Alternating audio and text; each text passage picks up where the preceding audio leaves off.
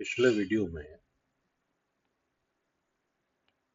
हमने देखा था डिस्टेंस डिवीजन इन कैपेसिटर का जो जनरल रिलेशन है फॉर अनइक्वल डिस्टेंस मतलब ये जो पार्ट है इनकी डिस्टेंस इक्वल नहीं है। तो ये फार्मूला था epsilon 0 a upon T1 upon K1 plus T2 upon K2 plus T3 upon K3 plus on Tn upon K। और अगर इक्वल डिस्टेंस हो तो यही formula K effective upon K effective into C0 या C0, जहाँ K effective निकालने के लिए जो फार्मूला है वो 1/K1 plus 1/K2 plus 1/K है। इससे आप Ke निकाल के यहाँ पुट कर दीजिए तो आपका आ जाएगा C। अब हम कुछ स्पेशल केसेस डिस्कस करेंगे। जैसे पहला केस ये है कि उसमें दो ही पार्ट हैं और दोनों इक्वल है। ये K1 है और ये K2 है।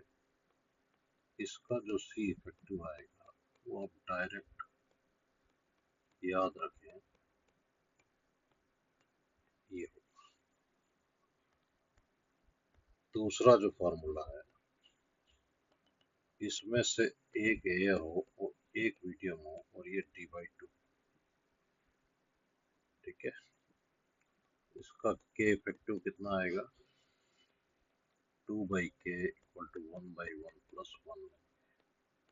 तो 2/K effective equal to 1 plus 1/K, जो कि हो जाएगा K प्लस 1/K। तो K इफेक्टिव हो जाएगा 2K अपॉन 1 प्लस K। या इस फॉर्मूले में K1 की जगह या K2 की जगह 1 रखते हैं तो वही आ जाएगा। तो C effective equal to 2K upon 1 plus K into C in air. इसको भी ध्यान में रख सकते हैं।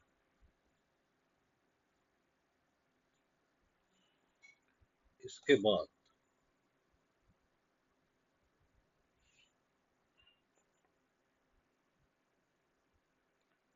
तीसरा जो केस है, एक तो आप याद रखें कि एयर के लिए डाइलेक्ट्रिक कांस्टेंट की वैल्यू 1। डाइलेक्ट्रिक कांस्टेंट को रिलेटिव परमिटिविटी भी कहते हैं, ठीक है।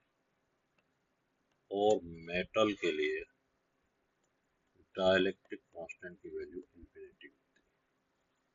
ये चीज आपको याद रखना है। जैसे इस केस में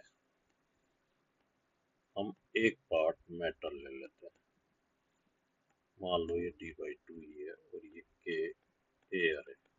एयर का मतलब K1 इक्वल टू 1 हो गया और K2 इक्वल टू इंफिनिटी। तो 2/Ke equal to 1/1 plus one by infinity. One by infinity 0 हो गया। तो 2/K इफेक्टिव इक्वल टू 1। तो K इफेक्टिव इक्वल टू हो गया 2। इस केस में जो C इफेक्टिव आएगा वो 2C0 होगा, क्योंकि आधी डिस्टेंस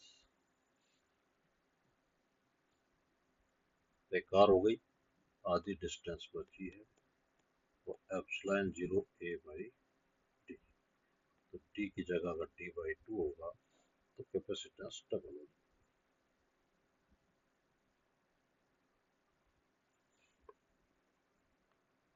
चौथा केस आप ध्यान रखें, कभी कभी काम आता है। एक स्लेब रख दिया इसका डाइलेक्ट्रिक कांस्टेंट ये है और जिसकी डिस्टेंस t है, टोटल डिस्टेंस t है। तो ऐसी स्थिति में C इफेक्टिव जो हमारा फॉर्मूला है T1 upon K1 plus T2 upon K2, इसमें दो पार्ट हैं।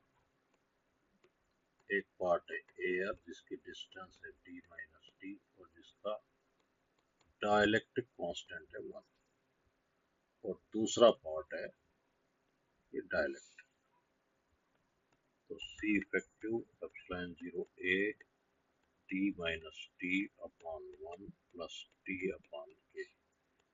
तो C इफेक्टिव हो गया epsilon 0 A d minus T plus T by के। इसको ऐसे याद रखें तो और ज्यादा बेहतर है।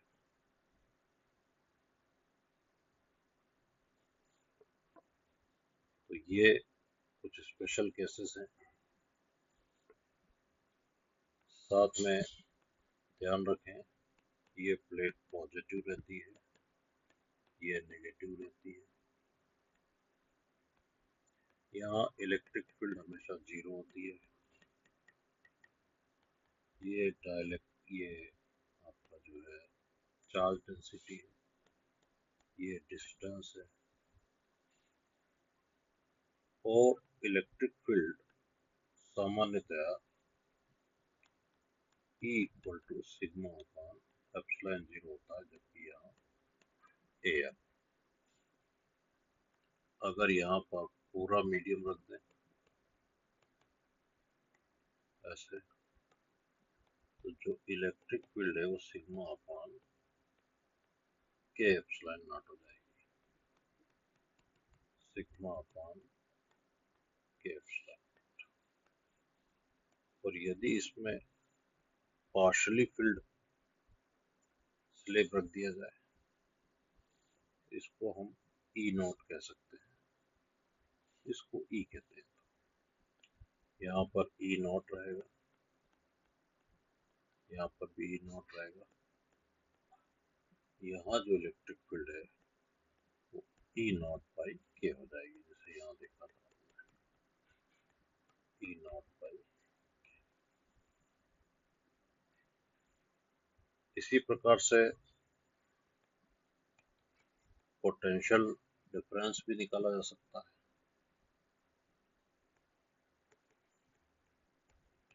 V equal to E into T होता है। तो एयर वाले पार्ट में V0 इक्वल टू